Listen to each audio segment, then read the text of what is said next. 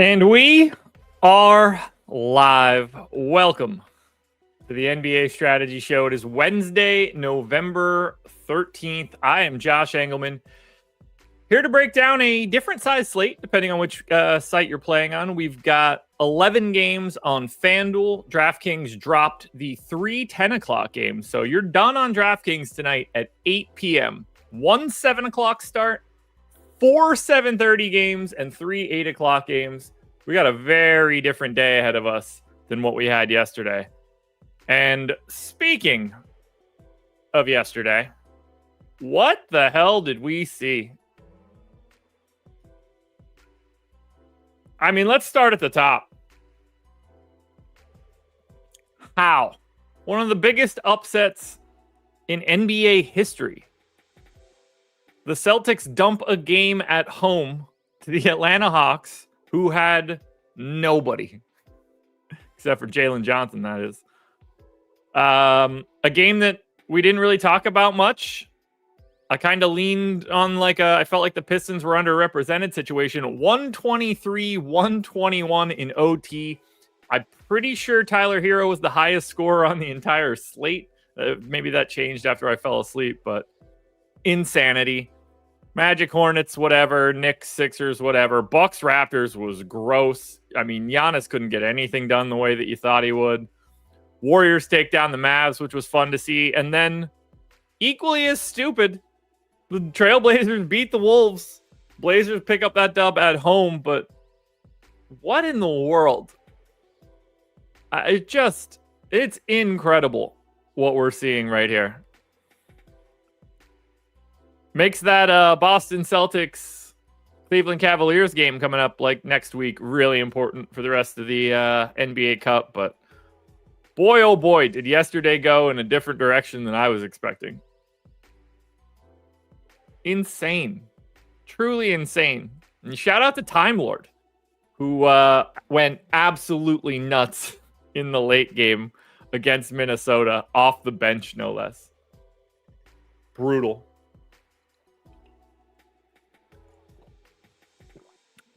That's a hell of a bet there, Steven. Yeah, Dyson Daniels looking like a mild regret for the New Orleans Pelicans. Anyway, let's put Tuesday behind us. Let's attack today. Now, before we even get started, the most important thing we need to know is a large amount of these teams today are on back-to-backs and don't have injury reports. We have nothing for Orlando, Boston, the Knicks, the Sixers, the Pistons, the Bucks, the Wolves, the Blazers, the Suns. And then we have injury news on a lot of the teams that we do have, whether it's Obi Toppin for the Pacers and Dorian Finney-Smith for the Nets, Jalen Smith for the Bulls, Jared Allen and Sam Merrill. The Pelicans basically don't have human beings on the team anymore. Steven Adams, Fred VanVleet, Malachi Branham, Brandon Clark, Marcus Smart. So the takeaways that we have from this show need to be taken with a grain of salt, because this slate's going to look way different after the injury reports, and likely way different by the time we get to lock. But we're still going to take our lap through it. So hit that like button, subscribe to the channel, and hit the notification bell so you know when everything goes live. What was that about Hero yesterday? Oh, just him being wildly overrated. Nothing crazy. Just little stuff like that.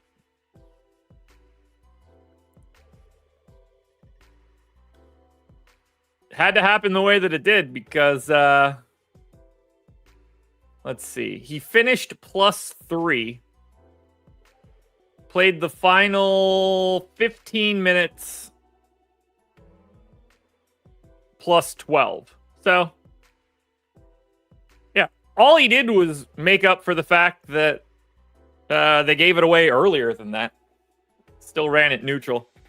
Got them shots up, though. Look, if you're going to make 6 threes in the fourth quarter, something's going to happen. Still stinks. Still stinks. All right, let's get into it. Pacers, 2-point favorites in Orlando, 226 total. For the Pacers, obviously, no Isaiah Jackson, no James Wiseman. Nembhard out for like 2 weeks. Nesmith out until December. Obi Toppin questionable, which really does matter because they don't have a ton of other dudes that are going to get you anything of interest. Now we're seeing 20% ownership coming into Halliburton on DraftKings, around 15 on FanDuel. Matherin's getting a little bit of love on DK, nothing on FanDuel. Little bit of Pascal Siakam, but nothing crazy. And then the big one, 49% ownership coming into Miles Turner right now at 6,400. Didn't his price tag get into like the high 7s last year? Or maybe even into like the low 8s? Am I misremembering that? But either way, that price at 6,400 is insane. He's 7,100 on FanDuel. I like Miles Turner here a lot. Now, the matchup stinks. This is a relatively slow-paced game. But, I mean, as a point per dollar guy, as a value guy, like Miles Turner looks really, really good. I don't know if he looks 49% owned good. And I do anticipate that coming down as all the news and everything shifts. But I wouldn't be surprised at all to see like 30 to 35. Where did I actually have him ranked on DraftKings? 5th. So I do have him as my number 5 overall play. 49% seems a little high. I don't expect that to stick around. But he is clearly the best play on DraftKings from the Pacers.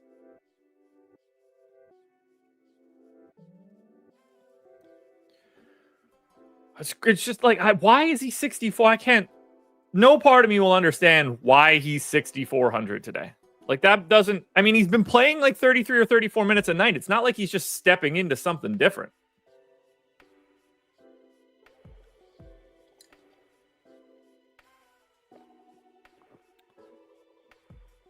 Yeah, shots are falling for Hero so far. 68% true shooting. I mean, it's all just unsustainable shooting. 58% from mid-range. Career 45 guy at best. 48 from 3. He's like a 39 guy. Assist rate is up a little bit, which I do find interesting. That's a change that I think could stick around. But, yeah, that shooting will go away. And most important part, absolutely dreadful on defense. All right, we'll go to the Orlando side of this one now. Well, just to sum up Indiana, pay attention to Turner. Best play here. Halliburton looks great. We need that Obi Toppin news. Orlando side, now these guys are on a back-to-back. We saw Franz go nuts yesterday. We saw Jalen Suggs tweak his foot or ankle a little bit. About 15% ownership coming into Franz. 15 coming into Suggs on FanDuel at 6,900. And then 12 coming into Goga at 5,400. What was Goga's price yesterday? He's a little over-owned to me. I mean, I kind of see Orlando the same way that I saw them yesterday. Like, Franz is the guy you want. Goga works as a decent value center if that's the direction you want. Suggs is out there, but the price seems too high. And it's really hard to want to prioritize KCP or Tristan da Silva or anything else here. So for me, it's sort of just like Franz and Goga, and I'm not paying all that close attention to Orlando. He was 5,300 yesterday. Insane. Not a huge fan of what I'm seeing here. It just doesn't... Like, obviously, Franz is great. And it's fun to want to get to him. And a matchup against Indiana, you know, no Aaron Nesmith out there. Helpful. But I don't really see much on the priority side from Orlando. I will say this. I think Orlando should be the favorite in this game, and they're actually 2-point dogs. So I don't know if we end up getting, like... That implies to me that, like, Franz might not play today. I don't want to put that out there because it doesn't matter. We're going to get this injury news at 1:30, but I have the line... I haven't had this big of a gap in a line all season, so... It's kind of crazy. But I like Orlando here.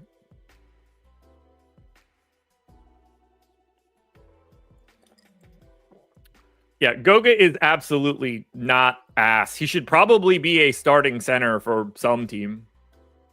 He's definitely one of the 30 best centers. Yeah, I would happily take Goga. There are quite a few teams that would be happy to have him. But not ass in any way. Game 2. The Boston Celtics have to go to Brooklyn today after dropping yesterday's game against the Atlanta Hawks. Now, no telling who's playing for Boston today. The only thing that I did is take out Al Horford since it's a back-to-back. I think that one feels pretty safe. This is the game that I have with the lowest possible pace. He's a league average player. You say that you can't call somebody ass and then call them a league average player at the same time and think that those two things are the same thing. That's so stupid. And he's better than that. But whatever. So 8.5 point favorites in Brooklyn, 217 total. This is one of the lower totals on today's slate, and it is the game that I have with the lowest pace. It's a massive pace down spot for Boston. They lose 3.4 possessions. I don't think we're getting to much Boston, but it feels like a spot where they go out there and punish Brooklyn for this. But 8% ownership to Drew Holiday on DraftKings and FanDuel is the high mark. It's all single digits everywhere else. Assuming everybody is in, like clearly Tatum, Brown, White, they can end up in your lineups. But I don't see anybody on Boston that I'm going to go out of my way to get to. They're a low-level priority today because of this matchup.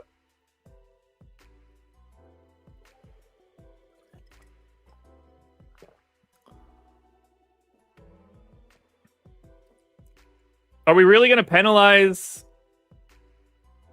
Goga Bitadze for having to play behind Wendell Carter Jr.? Is that what we're doing?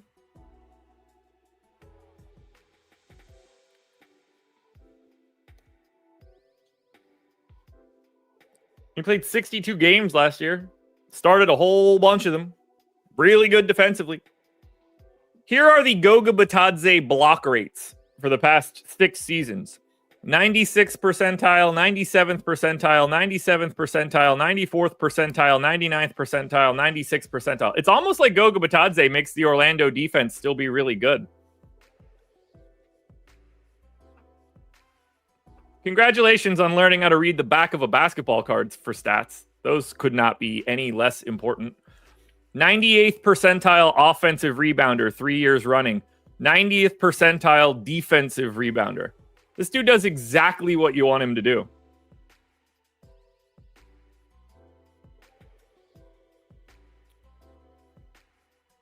He'd be the best center on the Bulls. Just for today's games.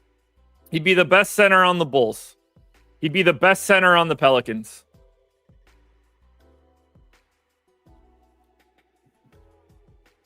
He'd be the best center on the Pistons.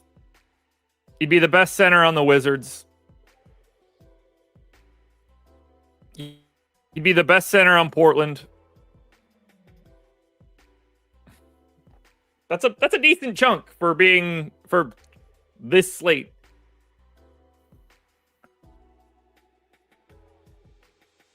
Brian, not only Turner and Sabonis, right? They were both there at that point.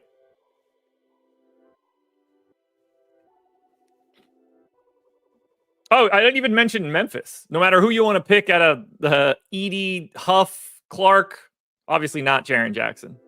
Anyway, ignore Boston. Ignore Boston. Largely ignore Brooklyn because Brooklyn's going to run into a buzzsaw here. Yeah, I'm naming those teams because he'd be the starting center. This is what I'm trying to say. You're making my point for me.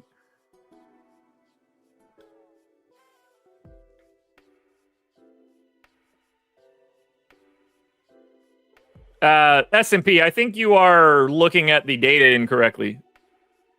He's been more efficient with more usage and more minutes and better at the rim and a higher offensive rebounding rate and a higher defensive rebounding rate and a higher assist rate and lower turnovers. S&P, are you looking at the right line of anything? He's literally doing everything better.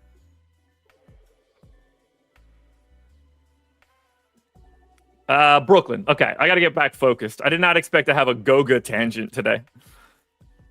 Around 10% ownership coming into Nick Claxton is fine. You know, he's finally getting up in that like 29, 30 minute range, which is nice to see. Cam Thomas is getting like 8% ownership, but there's nothing coming in here, and I don't know how you would want it to. They're going to struggle so much to get offense together, and you just have to assume that Boston gets to Brooklyn like, yo, that shit ain't happening again.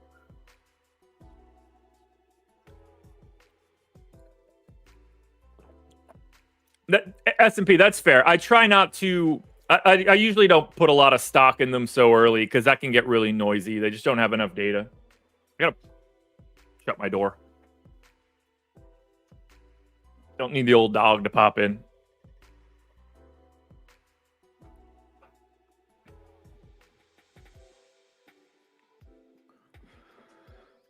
Yeah, like, I don't know, Schroeder, like, GPP play? No, I mean, I anticipate this being one of the games with the lowest amount of ownership on the slate. I just don't see it. I don't think Boston's doing this again. But yeah, just no real priorities that I think we need to talk about, particularly at 9 o'clock in the morning with the amount of news we have. Zaire Williams? No. I mean, if Dorian Finney-Smith is out, maybe.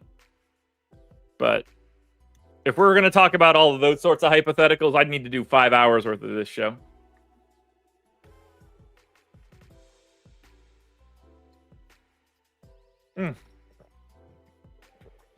I love coffee.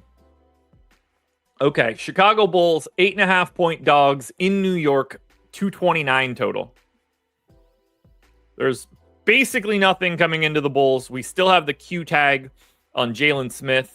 It's 18% ownership to Levine on DraftKings. Nobody else has more than 6 on either site. Nobody stands out to me based on my simulations. Like, I didn't have anybody higher than 8% optimal. The matchup's not horrible. I mean, the Knicks defense is bad. Towns is... I don't know if anything changed from yesterday, but Towns was now even higher than 90% of shots allowed at the rim, which is just comically horrific. Offense is clicking, but defense is bad. Shout out Towns. So I really don't anticipate getting to Chicago other than Levine on DraftKings. That price tag is still really funny to see at 6,800 with shooting guard and small forward eligibility. But like White, Vooch, Dosunmu, Pat, nah, I'm good. Giddy Flyers are fine, but it doesn't have the eligibility you're looking for. It's obviously the Knicks side we're going to, and the difference between these guys on DraftKings and FanDuel is nuts. We're just going to go step by step through everybody. Bridges. He's 5,800 on DraftKings, 6,300 on FanDuel. The difference between 20 and 7% ownership. Josh Hart, 6,600 on DraftKings, 7,200 on FanDuel. He's 25% owned on DraftKings and 5 on FanDuel. Jalen Brunson has the same price on both sites, 12% on DK, 7 on FanDuel. OG Anunoby is 5,700 on DraftKings and 6,800 on FanDuel. You don't play him on FanDuel, and he looks great on DK.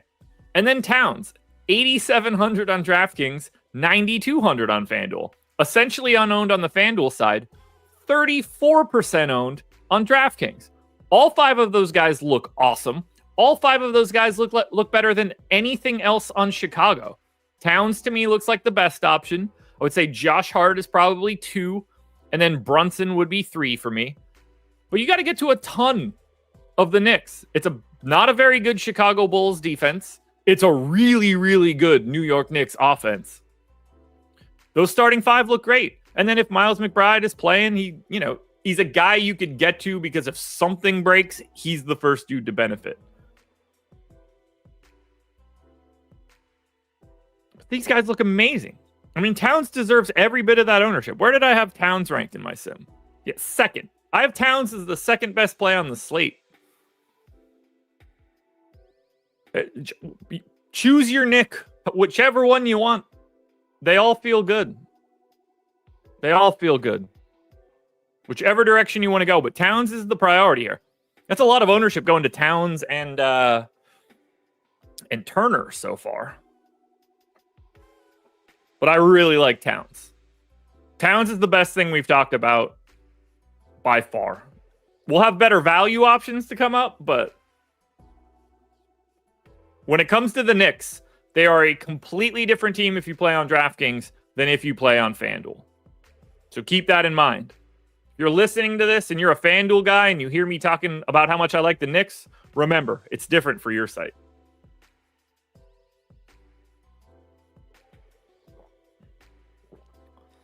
Oh boy, S&P, that's gonna light a fire.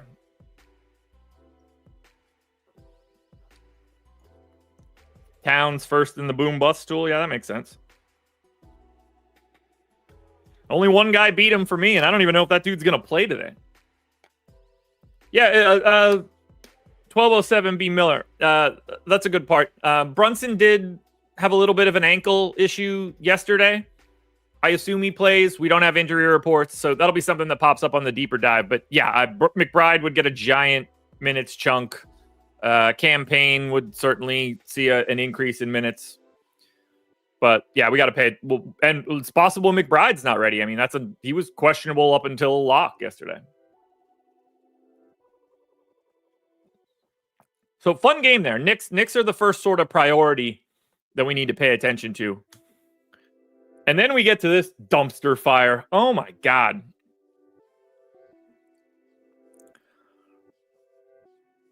So the New Orleans Pelicans are 14.5-point dogs in OKC, 221 total. And this is where it gets dumb.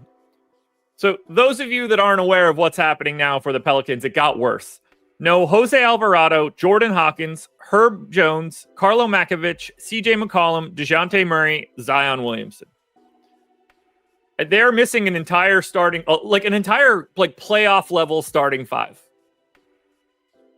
If you rolled out Murray, let me pick this the way that I think you should. Murray, Zion, Herb Jones, CJ. Choose your own poison of Alvarado and Hawkins. That's probably like a 6 seed in the East. So they lost Alvarado now with a hamstring strain. He's going to be out for a couple of weeks. These guys are running. I mean, listen to what I'm about to read off. This is Brandon Ingram and the Ingrets.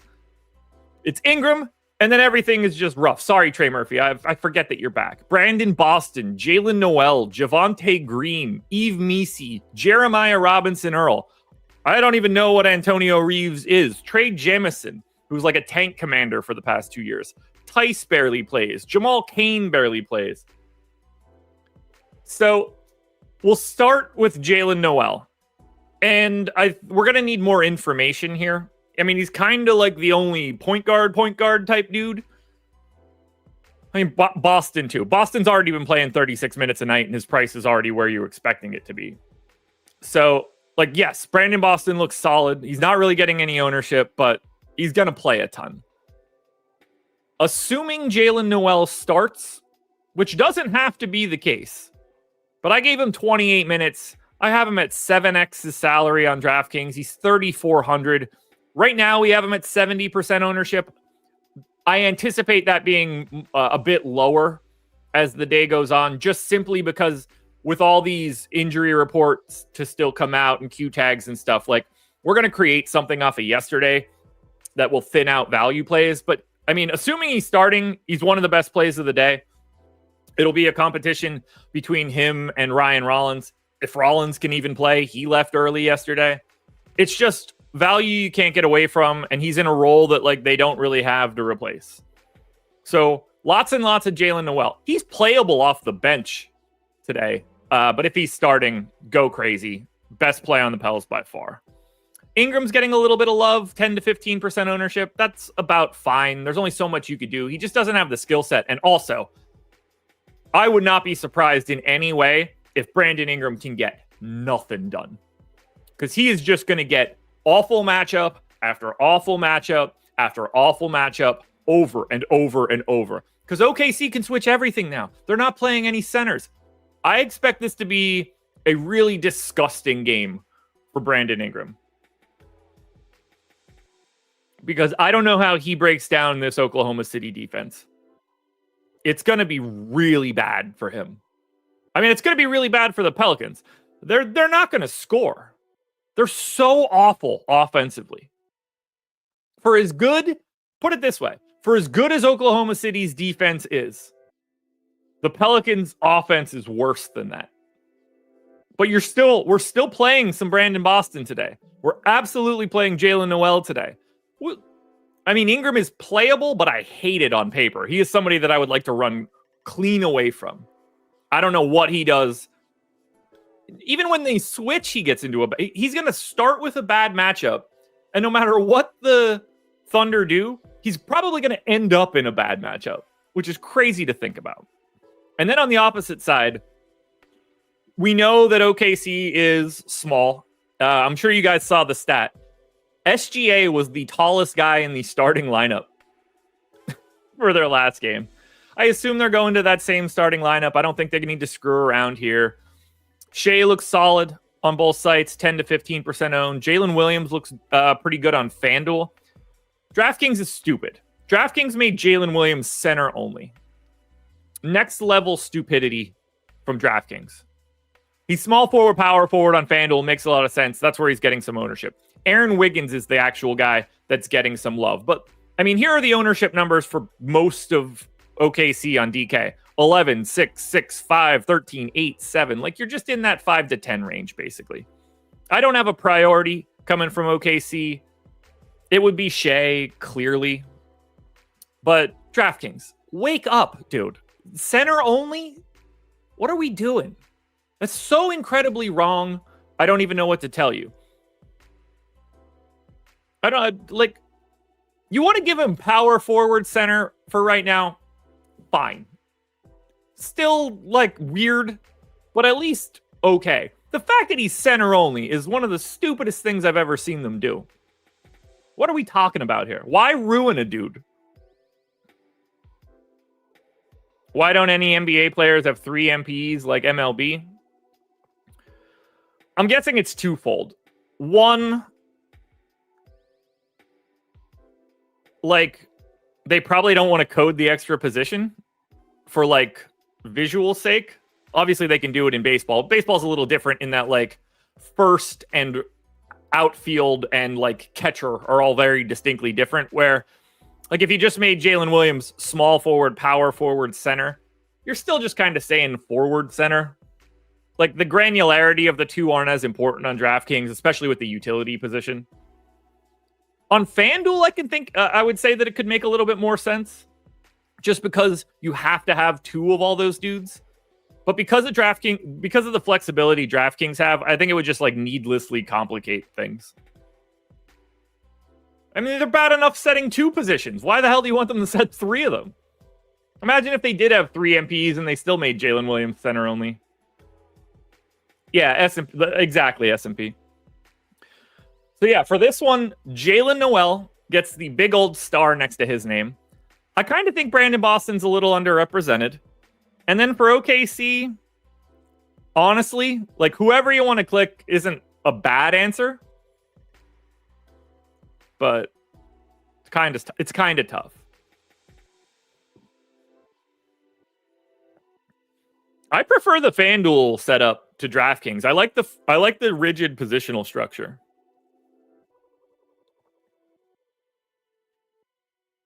I think that's more fun. It's more of a game within a game.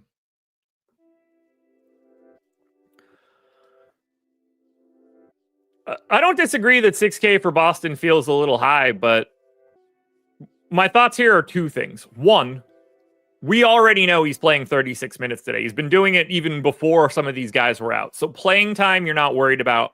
It's shooting guard small forward eligibility, which is really nice flexibility. And then the third part we learned yesterday. These underdogs can win. We just watched the Hawks beat the Boston Celtics in Boston, and Boston was essentially at full strength. No Porzingis. So,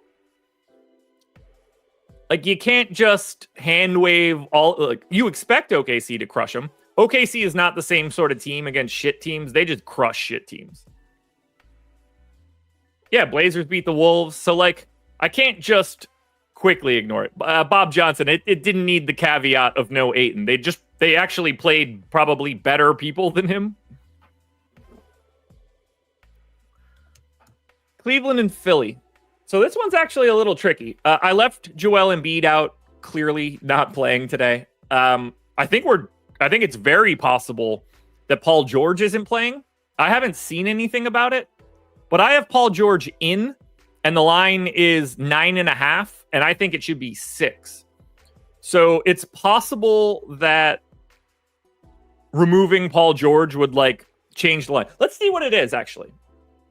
I'm going to be very generic about this, but I'm going to take the 32 minutes away from Paul George and see what the line moves to. So right now I have it at like minus 6.2. The line's 9.5.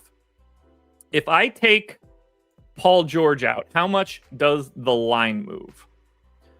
So if I take Paul George out and then I just give like, I don't know, 16 minutes to Ricky Council and 16 minutes to Reggie Jackson to fill it. It's not like they're filling it with Paul George-like dudes. Yeah, the line jumps up to 10. So that line moves like 4 points by removing Paul George. And right now, my implication is that he's not going to play today. But we don't know that yet. So keep that in mind moving forward. The Cleveland side could be really interesting too if Jared Allen happens to be out. That changes everything. You probably get like a rotation or two out of Tristan Thompson. You get Evan Mobley at the 5. You probably get increased minutes for Dean Wade. You get a little bit of increased minutes for George Niang. So things will look a little bit different for Cleveland if we end up with no Jared Allen. If everybody's in for Cleveland, they don't look all that good here. The total is one of the lower totals on the slate. The pace is one of the lower pace matchups. You can clearly grab any one of those big 4 dudes from Cleveland. They're playing great, but they've been beating the shit out of so many teams, and they're so good that they're not getting that like 35, 36 minutes regularly. Reports in Philly, Embiid might play tonight. I can't see a scenario where that's true, but okay. I don't know how he's playing a back-to-back. That would make 0 sense and really open them up to more fines later. But I'm not going to... Look, we'll know it no matter what. We're going to have this information. But based on where the line is, he's not in the game. If Joel Embiid were in the game, this line would be dramatically not 9.5. So if you think that Embiid might be playing, you should be betting the Philadelphia 76ers.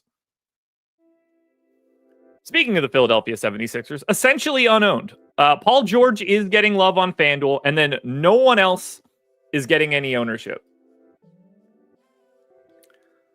So I see Anthony Gibson talking his shit about Jared McCain. Just going to put this out here now. The entire industry did not have Jared McCain projected for enough minutes to matter. He was the last guy off the bench after Jeff Doughton, I might add, and then just happened to play the all of the fourth quarter. -9, I might add. Oubre, did Oubre get hurt?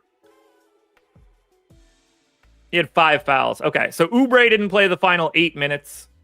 Jared McCain will not be closing over Oubre. Embiid didn't play the final 8 minutes, but that went to Drummond. There's no tie there. They actually didn't... they changed their rotation a little bit, which was weird. To me, it's the same sort of situation. He's going to play like 24 to 26 minutes, and you don't play him.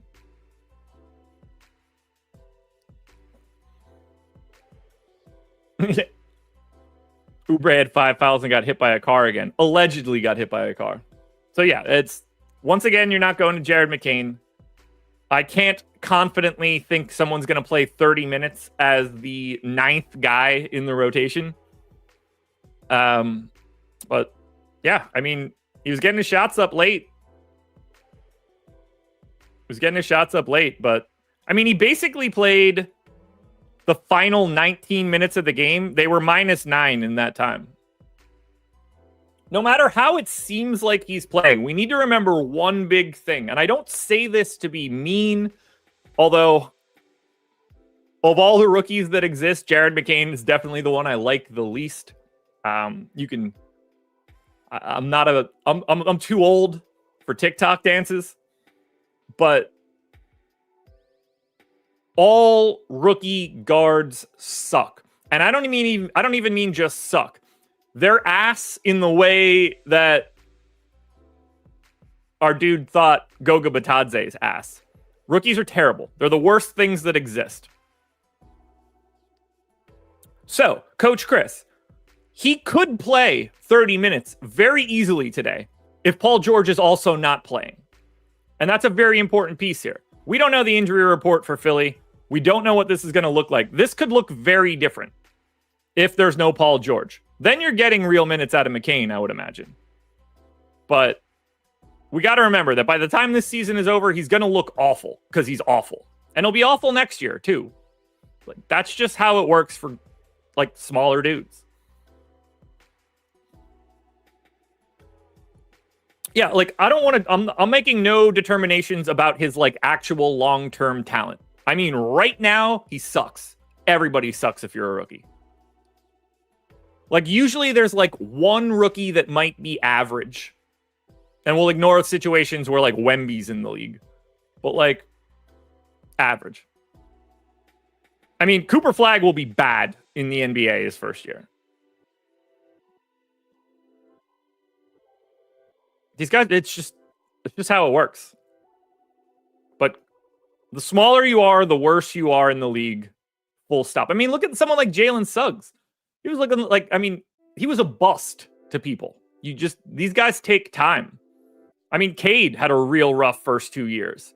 We're watching Scoot Henderson be basically the worst player in the league. Maybe that doesn't fix itself, but like these guys have, it takes a long time. Jeremy Savage, I completely disagree. We just don't know who it's going to be. But I fully expect, like, I'm a big Sarr believer just because of his body type and stuff. We're going to see a couple of these guys look like really good players, but I don't have a great feel of which ones they're going to be. Yeah, Jalen Green. I mean, the jumps up here are huge.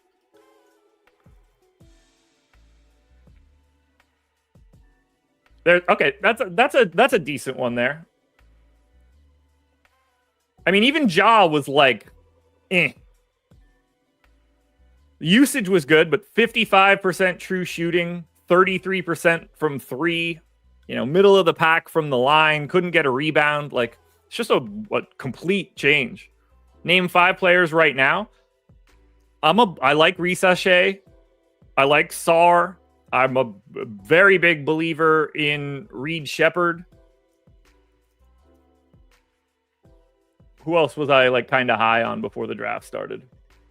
I mean, I like Edie for what he'll be, which is just going to be like a 20-minute a game center that owns second units. Ron Holland is probably going to be bad for like 3 years and then like an interesting bench guard. I'm a big Nikola Topic guy, but he's going to be gone for the entire year. I like Devin Carter from the Kings. I think he'll be like a really interesting piece. Dalton Connect is always going to be like a really nice shooter. There's a lot of really good pieces, but do I think one of them is going to become like an all NBA type guy? Maybe, but that would be a little surprising. Yeah, I mean, Derek White's a great comp. He's become like Clay. A dude just gets shots off.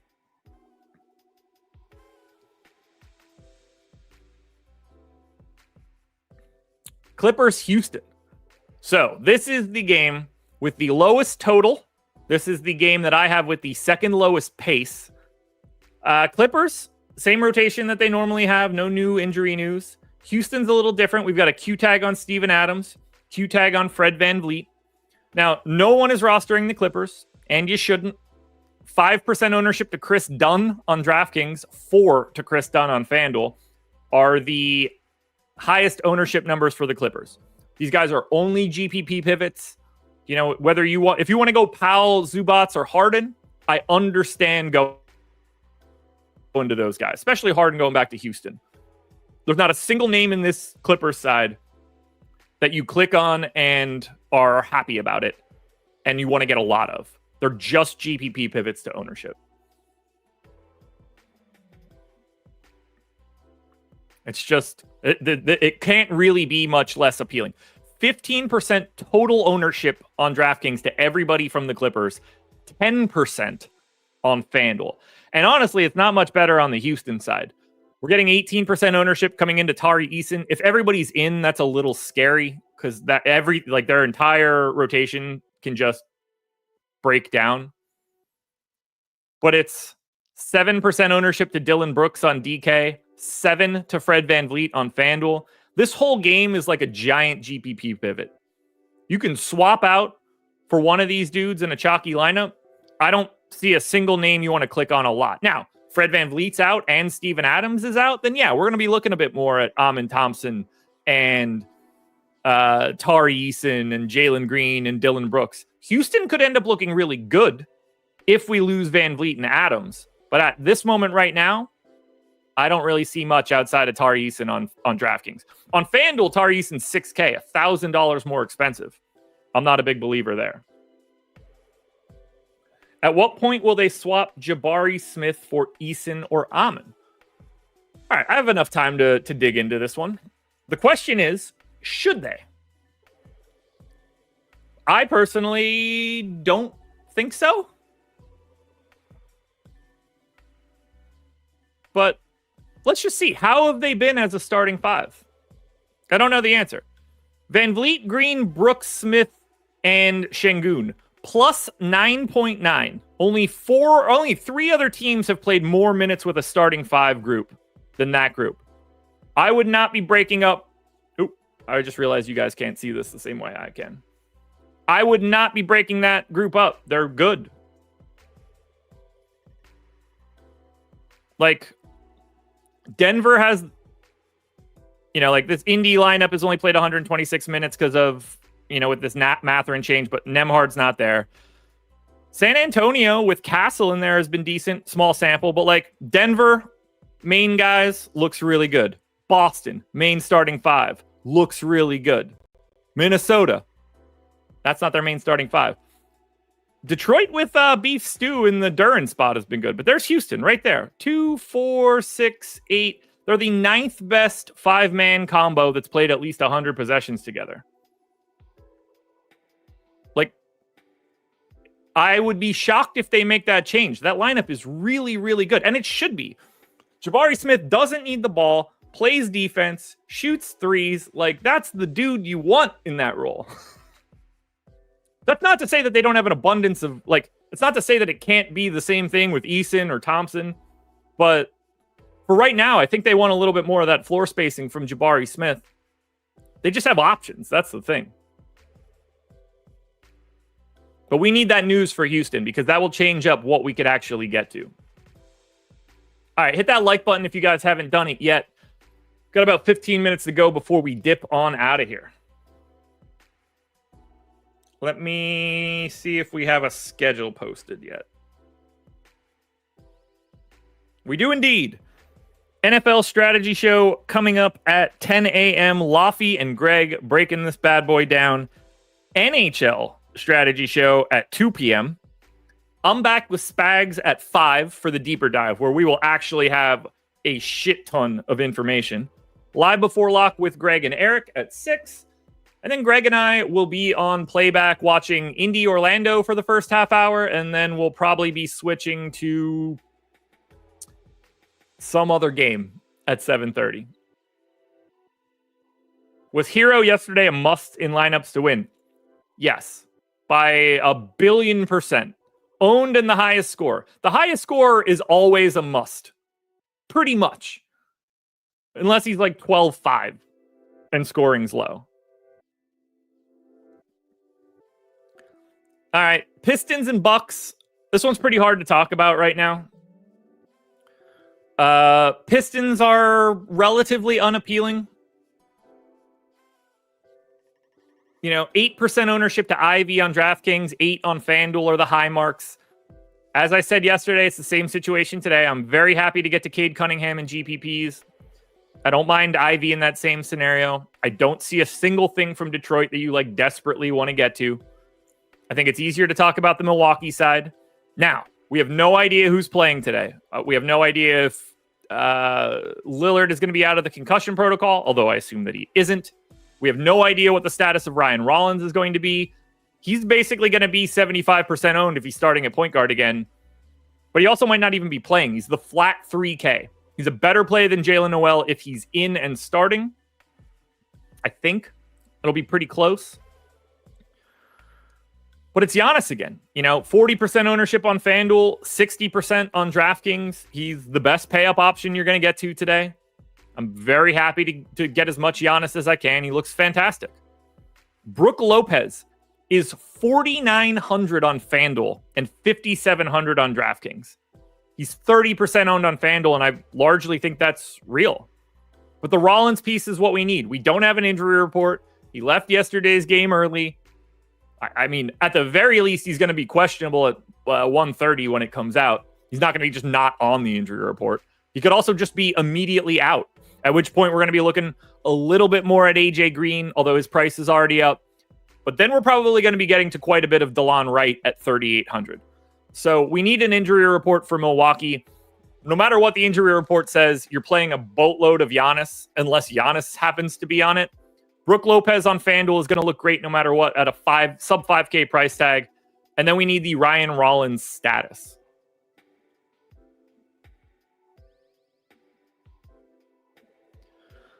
Weird game, though. Weird game. But Milwaukee, I can't spend too much time on Milwaukee because we don't have the information. But he looks incredible. He looks absolutely incredible. Was he in my top 10? Yeah, 6th on DraftKings, 7th on FanDuel. Ryan Rollins was number 1 for anybody that cares. Wizards and Spurs. This one we could actually talk about. Rashawn Holmes questionable, Malachi Branham questionable. Everybody that's normally around is. You can see very quickly, Washington is the worst team on the slate. 4% aggregate ownership on DraftKings, 9 on FanDuel. Not a single name on Washington that I would want to click with any confidence. Koulibaly, okay. Other than that, straight cross off. And it's basically the same situation on San Antonio. 20% ownership coming into Wemby on DK and FanDuel. Feels a hair high to me, but it's also Wemby against Washington. He should be incredible. I'll never have a problem getting to him in a GPP because he might have 10 stocks. And then you just need to move forward with knowing you needed to have him. But I prefer Giannis to Wemby. I don't want to invalidate Wemby. After that, Julian Champagnie is getting double-digit ownership on FanDuel. Everybody else is single digits. You can click on Castle. That price is okay. Chris Paul is not appealing. A little bit more appealing on FanDuel at 5,900. It's really just Wemby and nobody else. I don't really agree with the Julian Champagnie ownership on FanDuel. It's Wemby and nothing.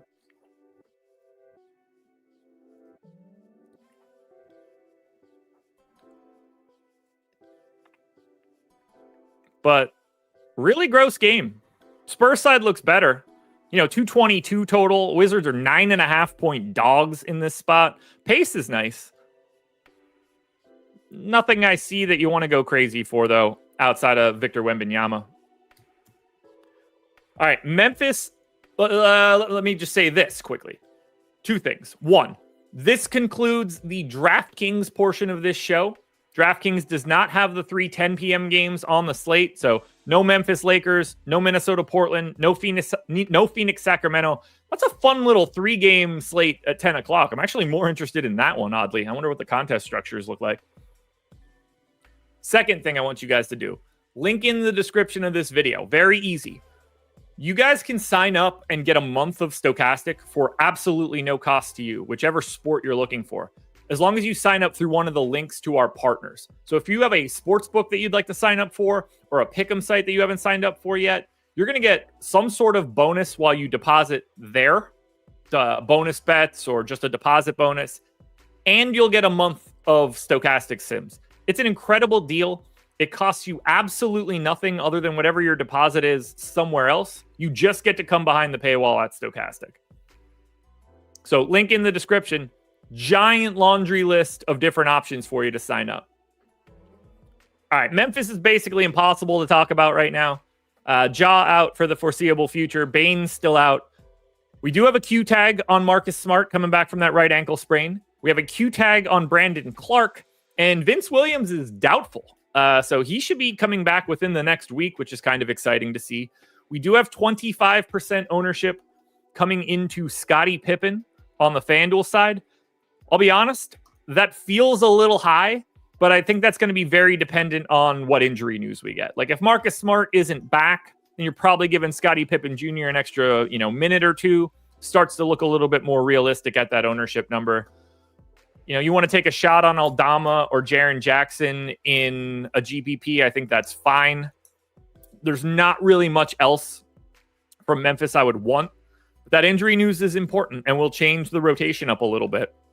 But I think the only guy that you really want to pay attention to would be Pippen if Smart is out, or Pippen just in general. But 6,600 is a pretty big price.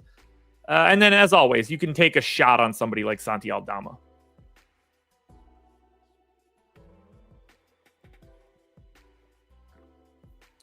Now, on the Lakers side, AD probable, Jackson Hayes questionable, D'Angelo Russell probable.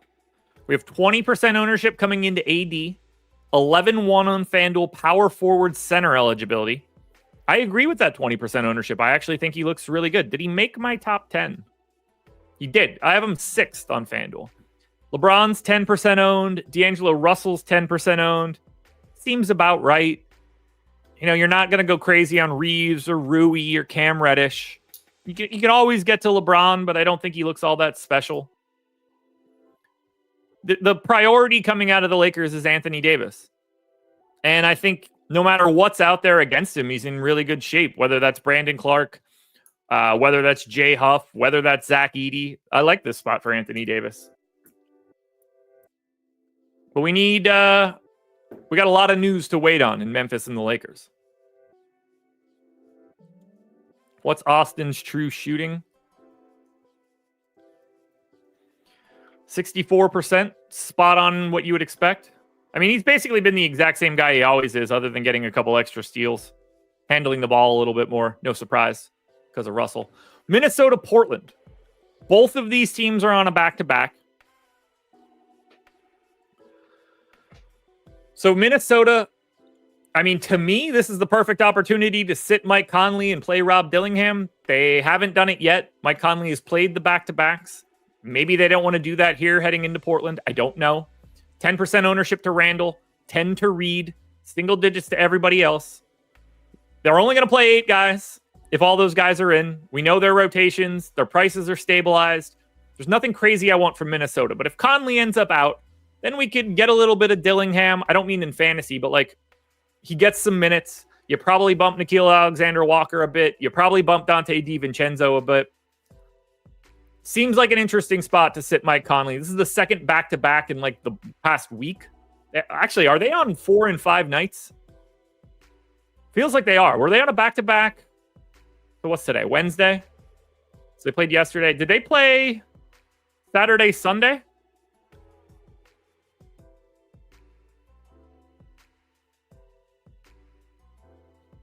I don't know. Pay attention to it. We need the news. Same situation for Portland. I can't even talk about them right now. There is some ownership coming into Toumani Camara.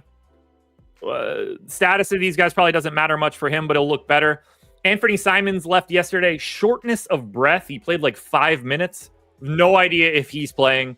I have no idea if DeAndre Ayton is playing. We have no idea if Robert Williams can play on the back-to-back if Ayton is in or out. So the amount of question marks that we have on Portland doesn't really put us in a situation where we could really break this down. They could have a couple guys out. They could have everybody in. Could be guys we didn't even expect to be out today out. So I don't know. I don't see it. I just don't see it. But it could look different. We get their injury report at 2:30. Maybe we end up liking a bunch of stuff from Portland. But we need to know the status of Simons, Williams, and Ayton before we could do anything here. And then finally, we close it off. Phoenix and Sacramento. So for Phoenix, they're on the back-to-back. I assume Bradley Beal's playing. We have no idea what the status of Yusuf Nurkic is going to be. He didn't play yesterday. He looks pretty good on FanDuel if he's in, 15% owned. Grayson Allen's 15% owned. Bradley Beal's 15% owned. Devin Booker's 20% owned. Completely agree with the Booker ownership. I don't think the Beal one is crazy. If Nurkic is in, he looks good. I'm not as big of a believer in Grayson Allen in this spot, but, if somebody else ends up out, that could absolutely change.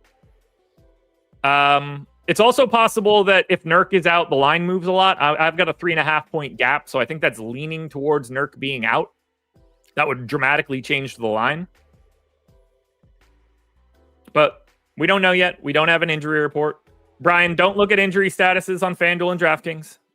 There's no other place you should go for less quality information. He's probably out on FanDuel because he was out yesterday. And then on the Sacramento side, 20% ownership to Fox, 15 to DeRozan, single digits to the rest of these guys. I at least have a little bit of interest in Domantas Sabonis because he has power forward eligibility. I think De'Aaron Fox very clearly looks like the best option from Sacramento. I assume he's in my top 10. Is he just on the outside of it? Where the hell is he? Oh, he's not on the... It's FanDuel. I was going to say, what the hell? Yeah, I have De'Aaron Fox 4th on FanDuel today. I went to DraftKings first. Couldn't figure out what was going on. No, not Josh Okogie. I don't know how we do this every day. For Sacramento, it's DeRozan and Fox, but I do think Murray and Sabonis look like interesting plays at relatively low ownership. It's a wild slate. But again, 1, 2, 3, 4, 5, 6, 7, 8. And we're waiting on 9 of the 22 injury reports to come out. So almost half the slate doesn't have an injury report. And all the teams that do have it probably have 1 or 2 guys that are questionable. So the deeper dive is going to be a very different show than what we just got for the strategy show. But we've reached the end of the line here. 11 games up, 11 games down. I like the slate. DraftKings is going to be a hell of a sprint to 8 o'clock. But we need so much more news before we can have any sort of confidence. And we're going to wait on it. NFL Strategy Show is coming up next. Thank you guys for being here. Another fantastic hour in the books. Tomorrow, nothing's going on. I think we're doing a live before lock show. There is no deeper dive. There's only one game tomorrow. I'll talk about it. We'll run some showdown sims, but we'll probably only be here for like 20, 25 minutes. Just, it's a one-game slate is not going to require all that much. Not to mention, the game sucks. Mavs at Jazz yesterday at 9, or tomorrow at 9 p.m. But if I remember correctly, Greg said there's going to be a live before lock. Otherwise, ain't shit going on. So very easy work for tomorrow. Good luck, everybody. Go ahead, watch the NFL Strategy Show up right now.